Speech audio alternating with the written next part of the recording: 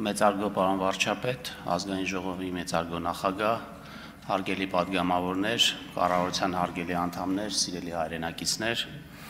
ձեզ եմ ներկայացնում Հայաստանի Հանրապետության 2026 թվականի բյուջեի նախագիծը։ Այն մեր կառավարության ամփոփիչ բյուջեն է,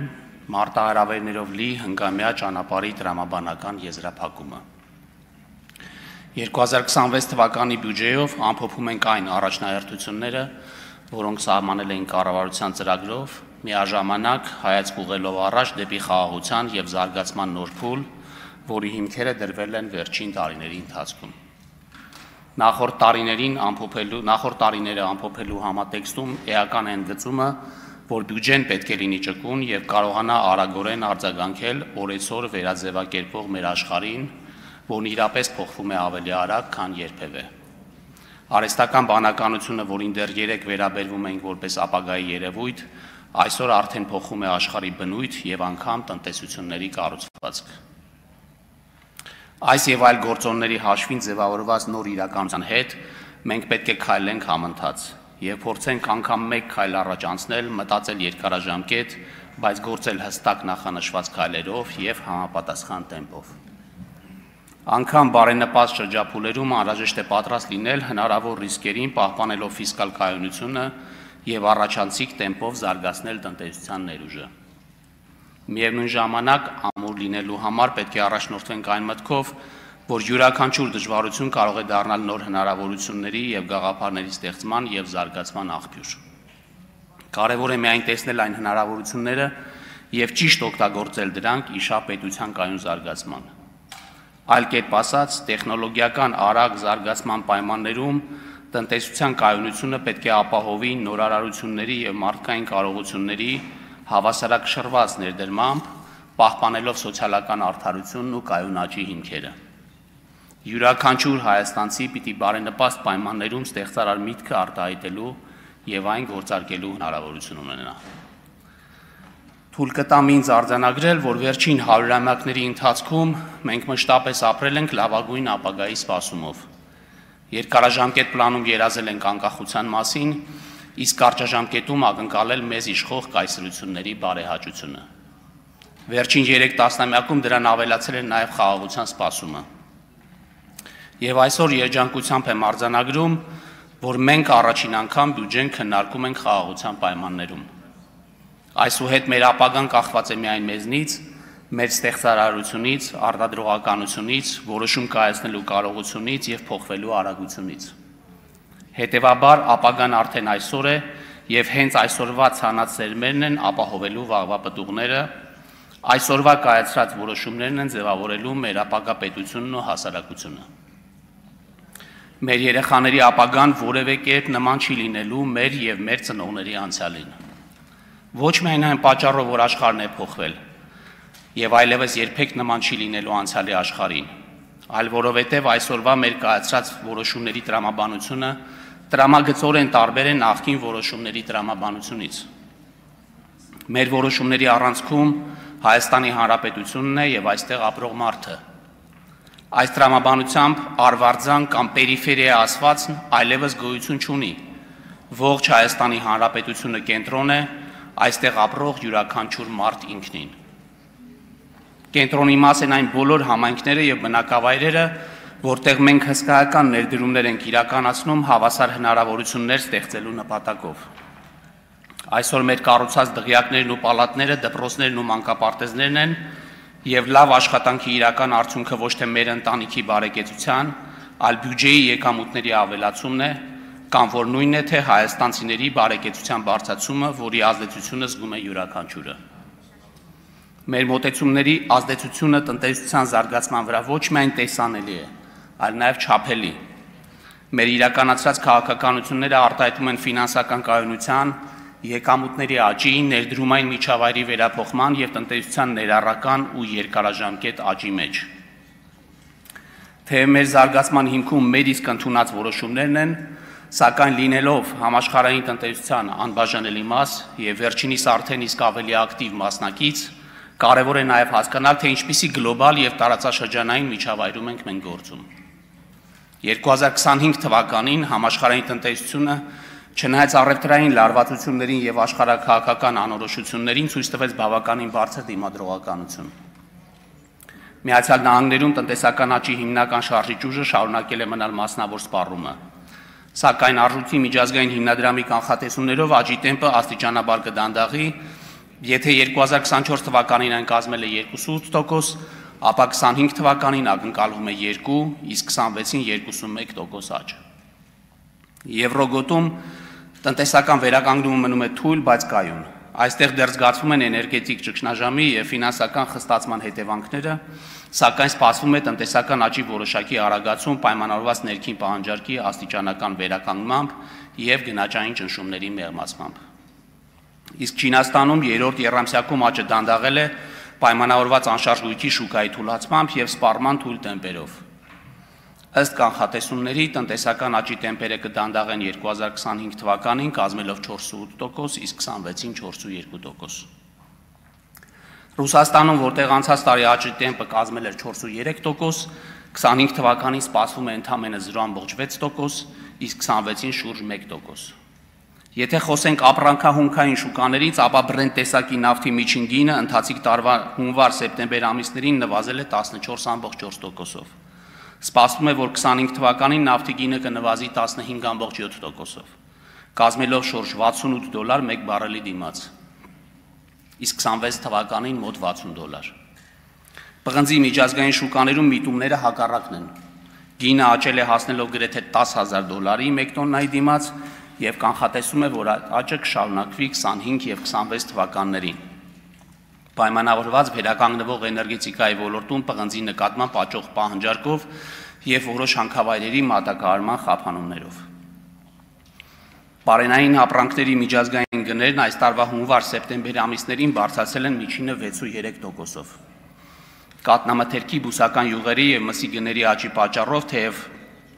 հացահատիկի եւ շաքարի գների նվազումը որոշ չափով մեղմել է ընդհանուր ճնշումը։ 25 թվականի համար սպասվում է շուրջ 6.4% աճ,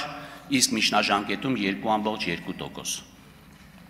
Այս բոլոր երևույթներն իրենց դրական ազդեցությունն են ունենալու հաջորդ տարվա մեր ցուցանիշների վրա, որպես վառելիք ներմուծող եւ պղինձ ու պարենային ապրանք արտահանող երկիր։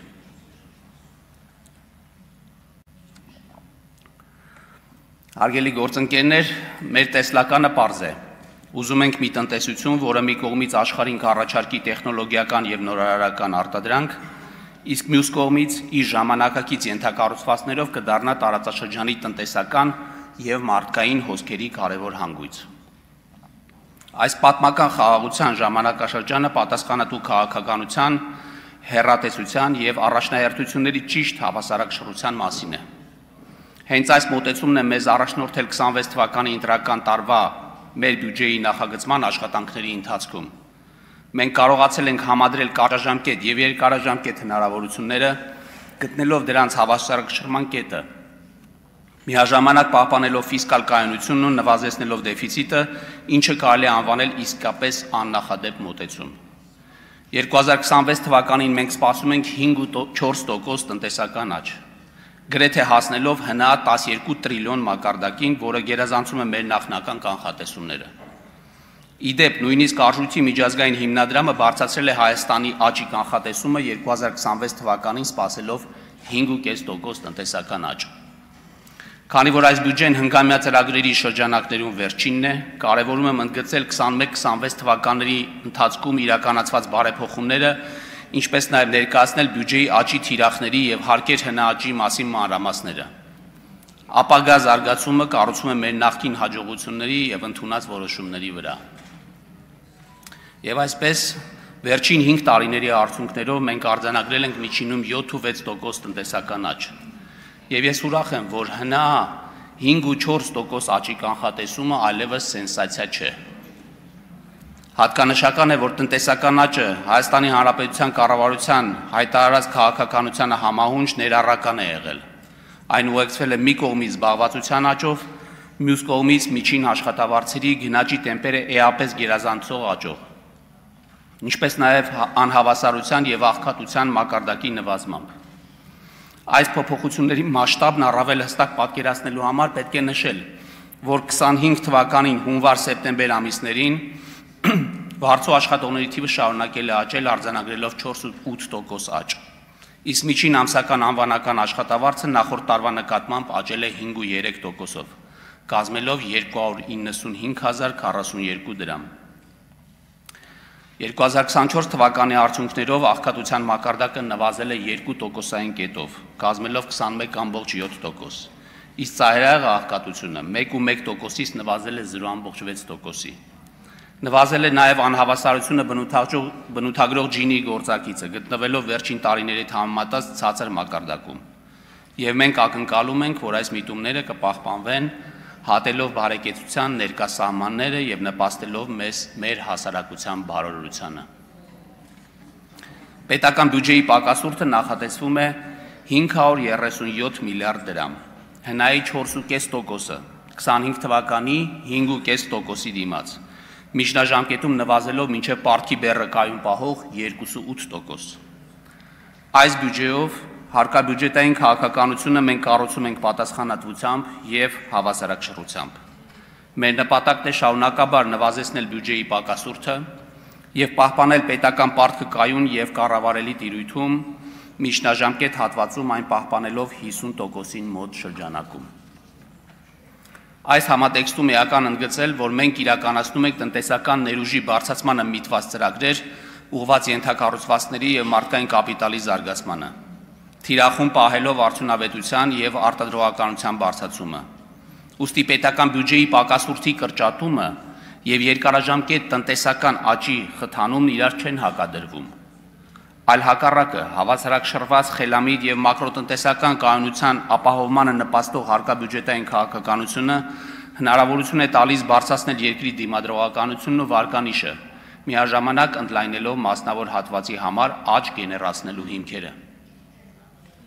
Թեև պետական պարտքի կառավարելիությունը մեր ընդդիմախոսների սիրելի եւ հաճախ հնչեղորեն մեջբերվող թեմաներից է, եւ աչքի ընկնել ցանկացողները, որոնք այլ ասելիք չունեն, հենց այս թեմայից են խոսում, այնուամենայնիվ մենք գերադասում ենք իրականությունը դիտարկել ոչ թե վերտառություններով, այլ թվերով եւ փաստերով։ Իսկ փաստերը հստակ են. մեր պարտքային քաղաքականությունը կայուն է, կանխատեսելի եւ պատասխանատու։ Հաճախ կարդում եմ այն մասին, որ 2018 թվականից ի վեր մեր պետական պարտքը կրկնապատկվել է։ Ստիպված եմ կրկնել, որ պարտքն ուղղվում է մեր պետության տնտեսական պոտենցիալի բարձրացմանը, այսինքն հայաստանցիների հարստանալու եւ իրենց բարեկեցության բարձրացման հնարավորություններն ընդլայնելու ուղղությամբ։ Այս հիմնավորումը կարող է վերացական թվալ, ուստի պարզ օրինակ կբերեմ։ Ցանկացած մարդ, ով պարտք է վերցնում, անկախ նպատակից հույս ունի, որ ապագայում ունենալու է ավելի մեծ հնարավորություններ այդ պարտքը մարելու համար։ Կախված նրանից, թե այդ պարտքով ինչպիսի ծախսեր են արվում, կարելի է գնահատել ապագա եկամուտների վրա դրանց հավանական ազդեցությունը։ Օրինակ, եթե մարդը պարտք է վերցնում նոր բիզնես հիմնելու, եղած բիզնեսը ընդլայնելու, նոր պահանջված մասնագիտություն սովորելու կամ նույնիսկ հոգնածությունը հաղթահարելու նպատակով հանգստի մեկնելու համար, ապա կարելի է ենթադրել, որ ապագայում նրա եկամտային հնարավորությունների աճի հավանականությունը ավելի մեծ է, քան եթե պարտքով փող է վերցնում մեկ այլ պարտք մարելու, նոր տարին տոնելու կամ ցանկացած այլ ծախսի համար, որը չունի որևէ երկարաժամկետ կամ միջնաժամկետ ազդեցություն։ Արդեն իսկ նշեցի, թե պետության պոտենցիալի բարձրացման ուղղված պարտքն ինչ նշանակությամբ է կիրառվում։ Հիմա եկեք հասկանանք, թե ինչպիսին է պատկերը Հայաստանի կրկնապատկված պարտքի պայմաններում, որն ի դեպ ոչ թե կրկնապատկվել է կամ ավելացել 100%-ով, այլ 80%-ով։ Եվ այսպես, վերջին 7 տարիներին մենք անգամ ենք ավելացրել եկամուտները, այդ թվում պարտք ներգրավելու շնորհիվ, որ եթե որոշեինք 26 թվականին վերադառնալ 18 թվականների ծախսի մակարդակին, այդ ամբողջ պարտքը կկարողանայինք մարել ընդամենը 1.5 տարում։ Այդ խնայած գումարով կկարողանայինք 1.5 տարում պարտքը մարել։ Իսկ ինչու այդպես չենք անում, որովհետև այս ընթացքում մեր կարիքները եւ ամբիցիաները էապես փոխվել են։ Եթե մի պահ պատկերացնենք, որ որոշել ենք 1.5 տարում փակել 2018 թվականից հետո վերցրած պարտքը եւ վերադառնում ենք 18 թվականի ծախսերի մակարդակին, ապա մենք պետք է ստիպված լինենք մեր բոլոր ծախսերը կրճատենք 58%-ով։ Եթե վերադառնանք 18 թվականի ծախսի մակարդակին, ստիպված պետք է լինեինք պաշտպանության ծախսերը կրճատել 429 միլիարդ դրամով կամ շուրջ 65%-ով։ Կրթության ծախսերը 178 միլիարդ դրամով կամ 60%-ով։ Սոցիալական ծախսերը 489 միլիարդ դրամով կամ 54%-ով։ Տնտեսական զարգացման ուղղվող ծախսերը 117 միլիարդ դրամով կամ 50%-ով։ Հիմա ինքներդ որոշեք, մեր պարտքը կառավարելի է եւ արդյոք պետք է այն հենց հիմա վերադարձնել 2018 թվականի մակարդակին։ Կառավարության պարտքի պորտֆելի ռիսկերի կառավարման տեսանկյունից կարևոր նշանակություն ունի դրամային պարտքի կշռի ավելացումը։ Եվ եթե 2018 թվականի տարեվերջին դրամային պարտքի մասնաբաժինը կառավարության պարտքի կառուցվածքում կազմում էր ընդամենը 19%, ապա հաջորդող 6 տարիների ընթացքում այն շարունակաբար աճել է 24 թվականին հասնելով շուրջ 50.8%-ի։ Այս փոփոխությունները մեզ թույլ են տվել միաժամանակ հասնել մի քանի կարևոր արդյունքների։ Նախ էականորեն նվազեցնել փոխարժեքի ռիսկը, այսինքն ապահովել պարտքի սպասարկման զգայունությունը արտարժույթի տատանումների նկատմամբ։ Երկրորդ, կառավարության ֆինանսական կարիքները բավարարել հիմնականում ներքին ֆինանսական շուկայի խնայողությունների հաշվին, որի արդյունքում պարտքի գծով տոկոսավճարները վճարվում են մեծամասամբ երկրի ռեզիդենտներին։ Եվ երրորդ, նպաստել պետական պարտատոմսերի շուկայի զարգացմանը, որը հանդիսանում է ընդհանուր ֆինանսական շուկայի զարգացման հիմնաքարը։ Այսինքն այն պարտքը, որը մենք ունենք այսօր, կառուցվածքային տեսանկյունից բազմակի ավելի որակյալ եւ կայուն է, քան այն, ինչ ունեինք 2018 թվականին։ Տեղական, պետական, գանձապետական պարտատոմսերի շուկան այսօր դարձել է հետաքրքիր եւ գրավիչ նաեւ միջազգային ներդրողների համար։ Սա խոսում է ոչ միայն մեր երկրի բարելաված մակրոտնտեսական միջավայրի, այլև պետության կայուն հարկաբյուջետային քաղաքականության եւ ամենակարևորը պետական ինստիտուտների նկատմամբ վստահության աճի մասին։ Եթե 2018 թվականի ներքին պարտքի շուկայում օտարերկրյա ներդրողների մասնակցությունը կազմել է ընդամենը 3.6 միլիարդ դրամ, ապա 2025 թվականի սեպտեմբերի 30-ի դրությամբ այն հասել է արդեն 177 միլիարդ դրամի։ Այսինքն միջազգային ներդրողների վստահությունը Հայաստանի Հանրապետության պետական ինստիտուտների նկատմամբ այսօր առավել քան երբևէ։ Ավելին, եթե 2025 թվականի մարտին թողարկված 10 տարի ժամկետայնությամբ եվրոբոնդերի եկամտաբերության մեջ երկրի ռիսկի հավելավճարը կազմում էր 286 բազիսային կետ կամ 2.86%, ապա օգոստոսի 8-ի Վաշինգտոնյան հռչակագրի ստորագրումից հետո սեպտեմբերի վերջին այն նվազել է մինչև 227 բազիսային կետ։ Սա պատմականորեն ցածր ցուցանիշ է, ինչը թույլ է տալիս ամրագրել եւս մեկ անգամ, որ մենք ընկալվում ենք որպես շրջահայաց եւ պատասխանատու քաղաքականություն վարող պետություն, որը գործում է իր հնարավորությունների սահմանում, բայց նաեւ ապագային միտված խելամիտ ներդրումներ է կատարում։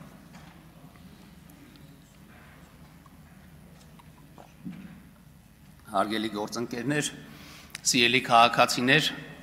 այս տարիների ընթացքում մեր հարկային քաղաքականության առանցքում եղել է պարզ սկզբունք. ապահովել արդար, կանխատեսելի եւ ներդրումների համար բարեկամ միջավայր։ Մեզ համար կարևոր է, որ յուրաքանչյուր ներդրող տեղական թե օտարերկրյա իմանա, այս երկրում կան հստակ կանոններ եւ այդ կանոնները չեն կարող փոխվել քամու ուղղությամբ։ Անցած 5 տարիներին կառավարության հարկային քաղաքականությունն ուղղված է եղել մի կողմից գործարար եւ ներդրումային միջավայրի բարելավմանը, մյուս կողմից ներքին ռեսուրսների հաշվին հարկաբյուջետային կայունության ապահովմանը։ Կառավարության ծրագրով ամրագրված 25% հարկեր հնա ցուցանիշի ապահովմանը։ Նշված խնդիրների լուծման նպատակով հարկային օրենսդրության մեջ կատարվել են հետևյալ համակարգային փոփոխությունները։ Վերանայվել է հանքարդյունաբերության ոլորտի հարկման ռոյալթիների համակարգը։ Արդյունքում ներդրվել է ընկերությունների բարձր շահութաբերության պայմաններում ռոյալթիի հաշվարկման լրացուցիչ բաղադրիչ, որը հնարավորություն է ընձեռնել միջազգային շուկաներում մետաղների բարձր գների պայմաններում ապահովել պետական բյուջեի լրացուցիչ եկամուտներ։ Մասնավորապես 23-24 թվականների արդյունքներով ռոյալթիի լրացուցիչ բաղադրիչի գծով պետական բյուջեի եկամուտները կազմել են շուրջ 26 միլիարդ դրամ։ Երկու շարունակական փուլելով վերանայվել է ինտերնետ շահումով խաղերի համար կիրառվող պետական տուրքի համակարգը։ Արդյունքում էականորեն բարձրացվել է շահումով խաղերի ոլորտի հարկային բեռը։ Մասնավորապես 23-25 թվականների արդյունքներով պետական տուրքի գծով պետական բյուջեի լրացուցիչ եկամուտները կազմել են շուրջ 38 միլիարդ դրամ։ Շարունակաբար բարձրացվել են ակցիզային հարկի դրույքաչափերը։ Արդյունքում մի կողմից կրճատվել է վնասակար սպառումը,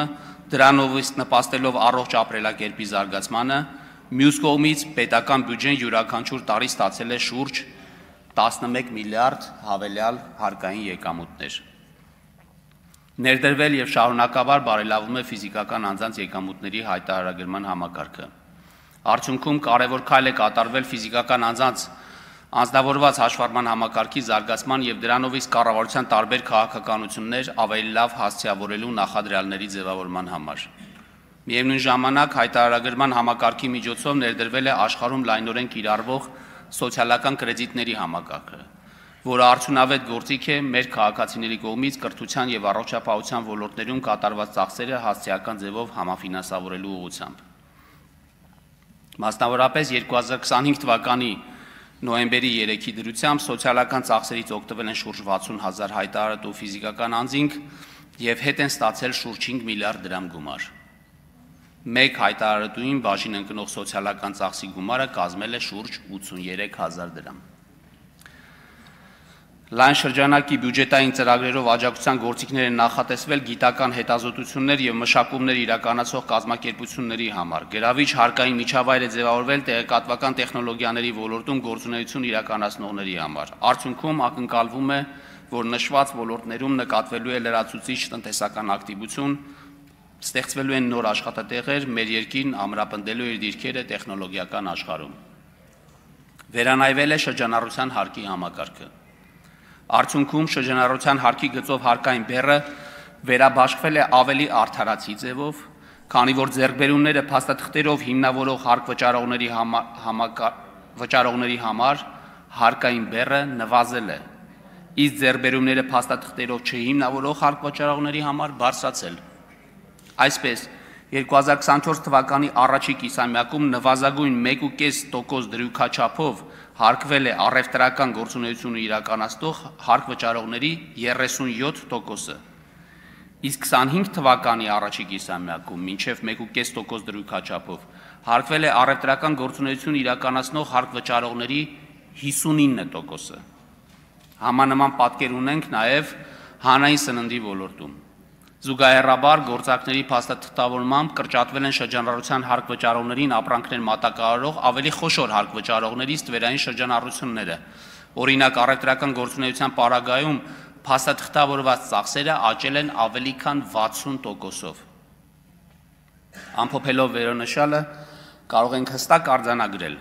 որ գործունեության հիմնական տեսակների պարագայում շրջանառության հարկի համակարգի վերանայումը ոչ թե հարկային բեռի բարձրացման մասին է, այլ հնարավորություն է, որպեսզի ձեռքբերումները փաստաթղթերով հիմնավորելու պարագայում հարկային բեռը լինի նույնիսկ ավելի ցածր մակարդակում, քան մինչև համակարգի վերանայումներ։ Եվ այս համատեքստում որոշ շրջանակների կողմից թմկահարվող այն թեզը, ըստ որի շրջանառության հարկի համակարգի վերանայումը աղետ է փոքր եւ միջին ձեռնարկատիրության համար, ուղղակի հերյուրանք է, որը չունի պատշաճ մասնագիտական հիմնավորում։ Մեկ այլ ցուցանիշ եւս, որը ապացուցում է ասվածը։ 21-25 թվականներին, այսինքն ընդամենը 5 տարվա ընթացքում Հայաստանում գրանցվել է ավելի շատ իրավաբանական անձ, քան 2000-ից 2011 թվականներին։ Այս նույն ժամանակահատվածում տարեկան միջինում գրանցվում է մոտ 9900 նոր իրավաբանական անձ։ Մինչդեռ նախորդ ժամանակահատվածում այդ թիվը կազմել է 3795։ Հիմա հարց. ինչու են այդքան ընկերություններ գրանցվում եւ ինչու է այդքան մարդ որոշում զբաղվել ձեռնարկատիրությամբ, եթե ամեն ինչ այդքան վատ է։ Այստեղ հիրավի բախվում ենք իրականության հետ, որովհետև կապ չունի լուրերով ինչ են հայտնում կամ քաղաքական գործիչներն ինչ են ասում, քանի որ սեփական միջոցները նոր գործ սկսելու մեջ ներդրող մարդը եւ կարող է հարկային օրենք կարդալ եւ կարող է իրատեսորեն գնահատել այն ձեռնարկատիրական միջավայրը, որն առկա է մեր երկրում։ Եվ առհասարակ հետհայաց ուսումնասիրելով վերջին 5 տարիների հարկային քաղաքականությունը կարող ենք արձանագրել, որ հարկային բեռի էական բարձրացում կատարվել է միայն հետևյալ 3 ուղղություններով։ մետաղական հանքարդյունաբերության ոլորտի ռոյալթի ուղղությամբ, ակցիզային հարկի ուղղությամբ, շահումներով խաղերի ոլորտի պետական տուրքի ուղղությամբ։ Ակնհայտ է, որ այս ուղղություններից եւ ոչ մեկով չեն թիրախավորվել առաջին անհրաժեշտության կամ սոցիալական նշանակության սպառումը ցածր եկամտային խմբերի եկամուտները։ Հակառակը, հարկային բեռը բարձրացվել է այն տրամաբանությամբ, որ ընդերքի արդյունահանումից մեր հասարակությունը ստանա իր արդար հասանելիքը, որ կրճատվի վնասակար սպառումն ու խրախուսվի առողջ ապրելակերպը եւ որ զսպվի խաղամոլությունը։ Այս առումով ավելի քան վստահ ենք, որ հարկային քաղաքականության մեր օրակարգն ունի լայն հասարակական աջակցություն եւ ճիշտ ընկալում։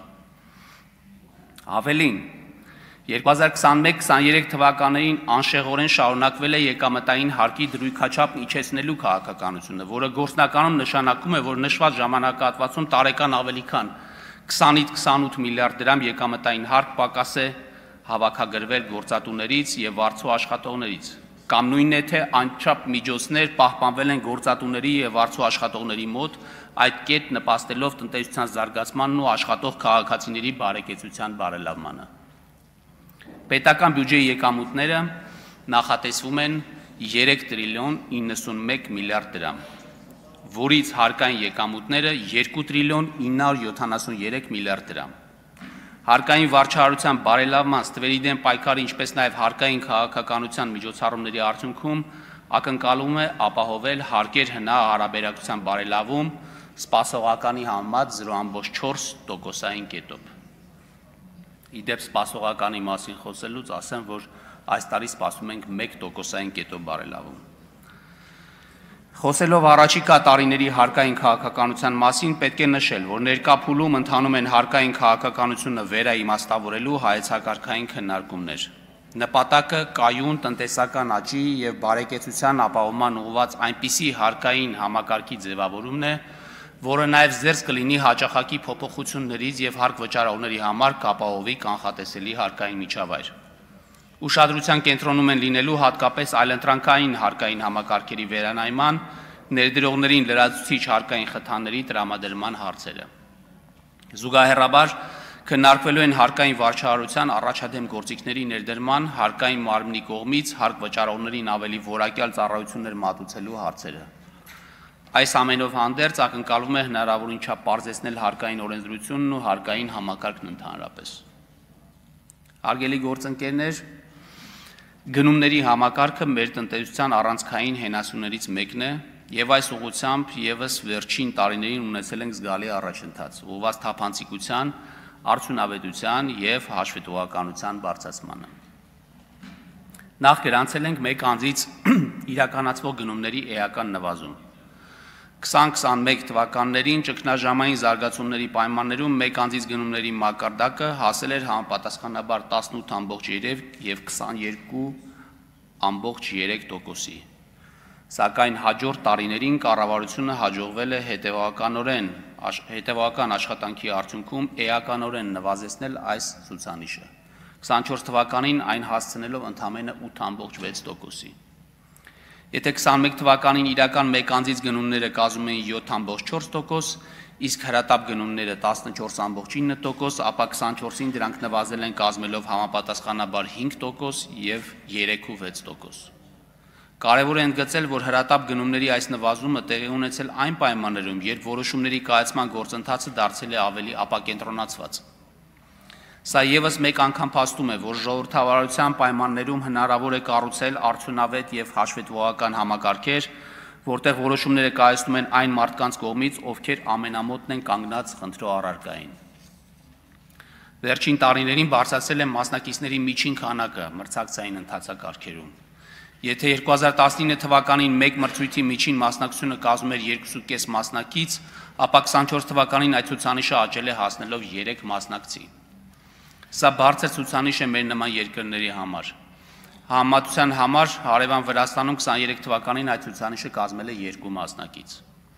Այս ամենը վկայում է, որ մասնավոր հատվածը գնալով ավելի է վստահում պետական գնումների համակարգին։ Դա նշանակում է մենք շարժվում ենք ճիշտ ուղղությամբ, համակարգը դառնում է ավելի բաց, կանխատեսելի եւ հավասար հնարավորություններ է ապահովում բոլորի համար։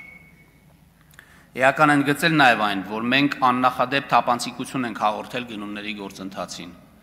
21 թվականը կարելի է համարել շրջադարձային տարեթիվ պետական գնումների համակարգում։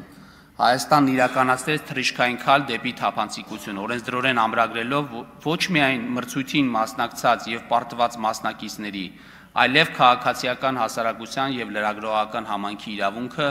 մասնակցելու պայմանագրերի կառավարմանը։ Այս մոտեցումը հնարավորություն տվեց, որ հանրային վերահսկողությունը պայմանագրերի կառավարման փուլում դառնա իրական։ Աշխատելով համայնքի եւ հասարակական կազմակերպությունների հետ կառավարությունը ել ավելի է պարզեցրել գործընթացները։ Արդեն իսկ կան գրանցված 15 կազմակերպություններ, որոնք գործուն մասնակցություն ունեն վերահսկողության գործում։ Այսօր կարող ենք ասել, հարկատուի գումարների նկատմամբ հանրային վերահսկողությունը այլևս ոչ թե նպատակ է, այլ իրականություն։ Հարգելի գործընկերներ, պետական բյուջեի ծախսերը նախատեսվում են 3 տրիլիոն 628 միլիարդ դրամ, որից ընթացիկ ծախսերի գծով 2 տրիլիոն 924 միլիարդ դրամ, իսկ կապիտալ ծախսերի գծով 704 միլիարդ դրամ կամ համախառն ներքին արդյունքի 5.9%-ը։ Հաջորդ տարի կներդրվի անկանխիկ գործառնություններից համընդհանուր հետվերադարձի համակարգը։ Այն քաղաքացիները, ովքեր Հայաստանի Հանրապետության տարածքում անկանխիկ գործարքներ կկատարեն իրենց առքա քարտերով, յուրաքանչյուր ամիս իրենց գործարքների մասով կստանան 2% հետվերադարձ։ Իհարկե այստեղ առկա են որոշ սահմանափակումներ, օրինակ խաղային ոլորտի գործարքները եւ մի քանի այլ գործառնությունները դուրս կլինեն այս համակարգից, որոնց վերաբերյալ առավել մանրամասն դեռ կխոսենք։ Սա պիլոտային ծրագիր է, որի հիմնական նպատակն է ավելի մեծ խթան ստեղծել անկանխիկ գործառնությունների համար, ըստ էության 2%-ով էժանացնել անկանխիկ առևտուրը, ինչպես նաև նպաստել ազգային վճարային համակարգի զարգացմանը։ Հույս ունենք ծրագիրը կհաջողի եւ հետագայում կկարողանանք այն ավելի գրավիչ դարձնել։ Սոցիալական պաշտպանությունը շարունակում է մնալ կառավարության քաղաքականության գերակա ուղղություններից մեկը։ Այս ոլորտի հատկացումները տարեցտարի զգալիորեն աճել են։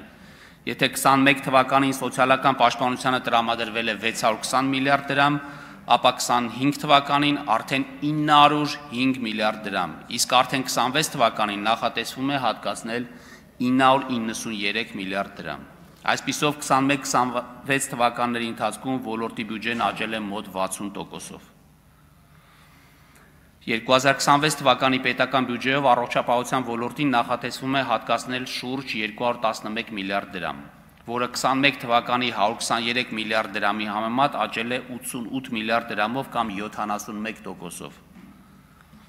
2026 թվականից քաղաքացիների համար առողջապահական ծառայությունների հասանելիության եւ մատչելիության ապահովման նպատակով ներդրվելու է առողջության համընդհանուր ապահովագրության համակարգը։ Այդ նպատակով 26 թվականին 25-ի համեմատ ծախսերն ավելացել են 44 միլիարդ դրամով կամ 26.6%-ով։ ԳԳՄՍ նախարարությանը նախատեսվում է հատկացնել 420 միլիարդ դրամ, որը 25 թվականի հաստատված բյուջեի մակարդակը գերազանցում է 57 միլիարդ դրամով, իսկ 21 թվականի փաստացի ծախսերը 245 միլիարդ դրամով։ Նախարարության գծով նախատեսված ծախսերը 26 թվականին կկազմեն հնա 3.5%-ը, 21 թվականի 2.5%-ի փոխարեն։ Նախարարության գծով 26 թվականի համար ծրագրավորված ծախսերում կրթության ոլորտի գծով հատկացումները կազմում են 353 միլիարդ դրամ, որը 21 թվականի ծախսերի մակարդակը գերազանցում է 216 միլիարդ դրամով։ Մասնավորապես հանրակրթության ոլորտի բարեփոխումների ներառյալ կառավարության ծրագրով նախատեսված ուսուցչական անձնակազմի ատեստավորման արդյունքում խրախուսման համակարգի ներդրման, ինչպես նաև այլ հավելավճարների տրամադրման նպատակով 26 թվականին նախատեսվում է հատկացնել 155 միլիարդ դրամ, 21 թվականի 100 միլիարդ դրամի դիմաց։ Նշված հատկացումների շրջանակներում ատեստավորման արդյունքում պայմանավորված մասնագիտական աճով աշխատավարձի բարձրացում կունենան 3406 ուսուցիչներ, իսկ 8663 ուսուցիչներ դրույքաչափի բարձրացումից բացի կստանան նաև հավելավճարներ։ 2026 թվականի նախագծով 150 միլիարդ դրամ է նախատեսվել կառավարության ծրագրով նախատեսված 300 դպրոց եւ 500 մանկապարտեզի շենքային պայմանների բարելավման նպատակով։ Ընդհանուր առմամբ 21-26 թվականներին հանրակրթական դպրոցների և մանկապարտեզների շինարարության հիմնանորոգման գույքով և տեխնիկայով ապահովելու նպատակով նախատեսվել է 338 միլիարդ դրամ։ 26 թվականին շարունակվելու են թվով 209 դպրոցների և 16 մանկապարտեզների կառուցման, հիմնանորոգման և վերանորոգման աշխատանքները, ապահովելով նաև դրանց հագեցումը անհրաժեշտ գույքով և սարքավորումներով։ 2026 թվականի պետական բյուջեով էկոնոմիկայի նախարարությանը նախատեսվում է հատկացնել 74 միլիարդ դրամ, որը 21 թվականի 43 միլիարդ դրամ փաստացի ծախսը գերազանցում է շուրջ 31 միլիարդ դրամով կամ 71%-ով։ Գյուղատնտեսության խթանման և գյուղատնտեսության արդիականացման ծրագրերի գծով 26 թվականին նախատեսվում է հատկացնել 33 միլիարդ դրամ, 21 թվականի 18 միլիարդ դրամի դիմաց։ Ընդ որում, նշված ծրագրերի շրջանակներում ագրոպարենային ոլորտի սարքավորումների և գյուղատնտեսական տեխնիկայի լիզինգի աջակցության միջոցառումների արդյունքում վերջին 5 տարիների ընթացքում ձեռք են բերվել շուրջ 2700 միավոր սարքավորումներ և 3700 միավոր գյուղտեխնիկա։ 21-26 թվականների ընտրած ժամանակահատվածի համար տնտեսության ոլորտում հատկանշական է տնտեսության արդիականացման աջակցության ծրագրի լիզինգի ծրագրի շրջանակներում գրանցված զգալի աճը։ 26 թվականին նախատեսվում է հատկացնել 22 միլիարդ դրամ, 21 թվականի 6.6 միլիարդ դրամի դիմաց։ Արդյունքում հնգամյա կտրվածքով պետության սուբսիդավորմամբ ձեռք են բերվել շուրջ 13000 միավոր սարք-սարքավորումներ։ 26 թվականին տարածքային կառավարման և ենթակառուցվածքների նախարարությանը նախատեսվում է հատկացնել 325 միլիարդ դրամ։ Ճանապարհաշինության ոլորտում 26 թվականին իրականացվեն միջպետական, հանրապետական և մարզային նշանակության ավտոմոբիլային ճանապարհների հիմնանորոգման և միջին նորոգման աշխատանքներ, 8 տրանսպորտային օբյեկտների հիմնանորոգման, 4143 կիլոմետր ամառային և 5182 կիլոմետր ձմեռային պահպանման, ինչպես նաև 3 թունելների, 5 կամուրջների պահպանման և շահագործման աշխատանքներ 66 միլիարդ դրամի շրջանակներում։ Կավարտվի հյուսիս-հարավ ճանապարհային միջանցքի Աշտարակ-Թալին 34 կիլոմետր, Քաջարան-Ագարակ 32 կիլոմետր հատվածների շինարարությունը, կտրվի Քաջարանի թունելի և մոտեցումների շինարարության մեկնարկը, ինչպես նաև կմեկնարկի Սիսիան-Քաջարան 60 կիլոմետր ճանապարհատվածի հողերի օտարման և տարաբնակեցման ծրագրի իրականացումը և կառուցման վերակառուցման աշխատանքները։ 21-26 թվականների ընտրած ժամանակահատվածի համար յուրաքանչյուր տարի նորոգվել է շուրջ 500 կիլոմետր ճանապարհներ, այդ ուղղությամբ 21 թվականին 40 միլիարդ դրամից հատկացումը աճել է 26 թվականին կազմում է 113 միլիարդ դրամ։ Արդյունքում հնգամյա կտրվածքով կատարվել է շուրջ 2620 կիլոմետր ավտոճանապարհների նորոգում։ 21 թվականի նկատմամբ 26 թվականին պետական բյուջեով Հայաստանի Հանրապետության համայնքների բյուջեներին տրվող հատկացումները աճել են 53%-ով, 21 թվականի 115 միլիարդ դրամից հասնելով 176 միլիարդ դրամի։ Ընդ որում 21 թվականից մինչև 26 թվականի ամբողջ ժամանակահատվածի համար նշված հատկացումները կազմել են 890 միլիարդ դրամ,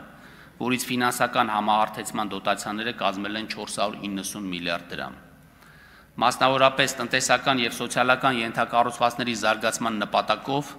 26 թվականին նախատեսվում է իրականացնել 17.7 միլիարդ դրամի սուբվենցիոն ծրագիր։ 21-25 թվականին իրականացվել են 108 միլիարդ դրամի սուբվենցիոն ծրագրեր։ Մասնակցային բյուջետավորումը առաջին անգամ Հայաստանում ներդրվել է 2024 թվականին, որի համար պետական բյուջեով նախատեսվել է 500 միլիոն դրամ 4 համայնքներում ծրագրի պիլոտային իրականացման համար։ Ծրագրի շրջանակներում ֆինանսավորվել է 8 ծրագիր։ Փորձարկման դրական արդյունքների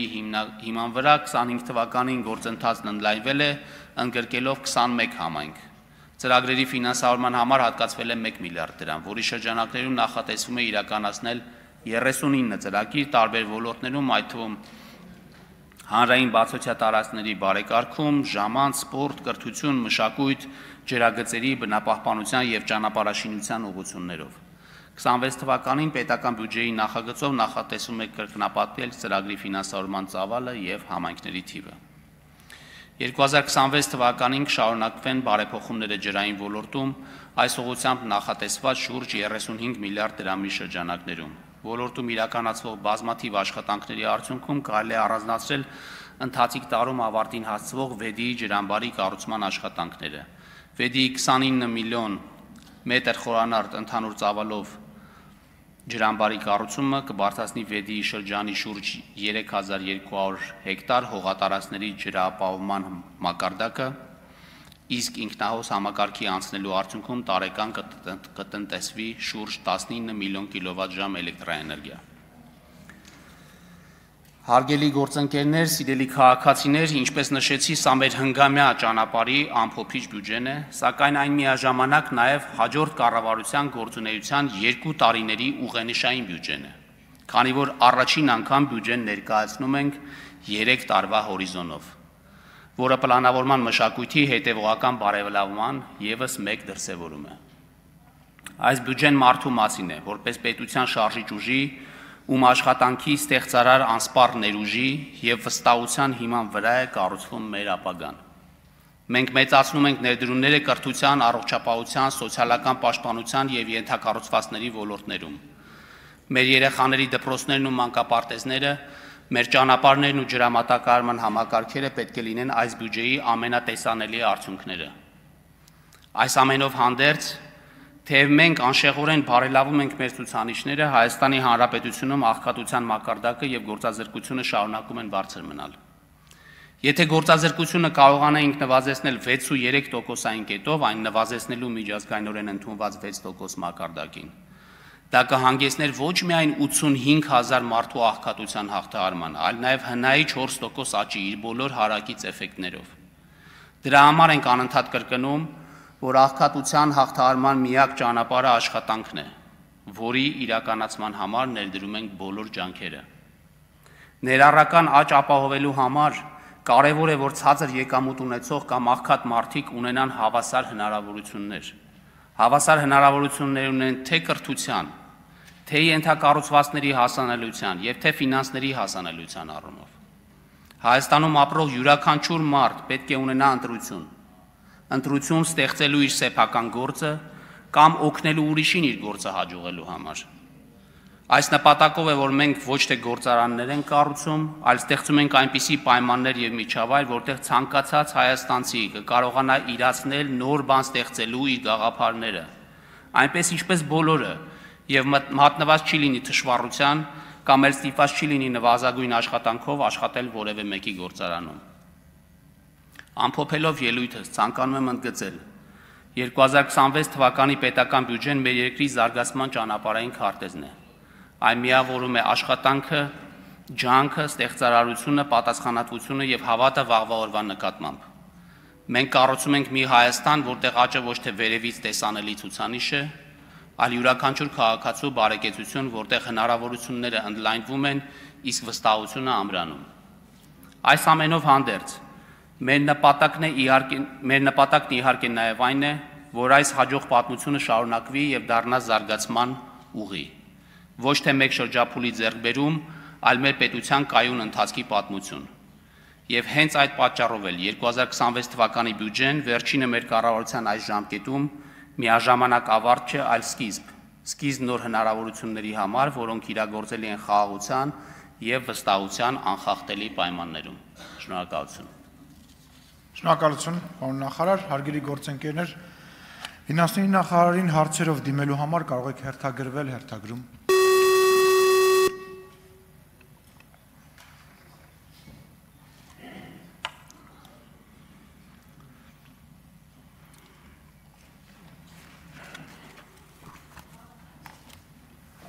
Խաչատուր Սուքերսյան, համեցեք պարոն Սուքերսյան։